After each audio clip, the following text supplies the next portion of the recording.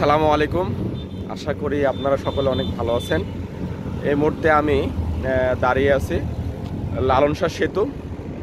ঠিক আমার পেছনে দেখতে পাচ্ছেন পাবনার ঈশ্বরদীতে, যেটা রূপপুর অঞ্চলে রাশিয়ানদের দ্বারাই নির্মাণাধীন যেই প্রতিষ্ঠান পারমাণবিক বিদ্যুৎ কেন্দ্র আপনারা দেখতে পাচ্ছেন ঠিক আমার পেছনে।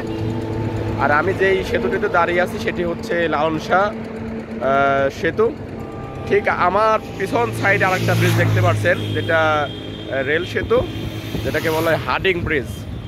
আপনারা অনেক নাম শুনেছেন, অনেক পুরাতন একটি ব্রিজ। এই ব্রিজটি দিয়ে রেল লাইন এবং ট্রেন চলাচল করে এই ব্রিজ দিয়ে। আর এই লালন শাহ সেতু দিয়ে হচ্ছে সকল ধরনের যানবাহন চলাচল করে।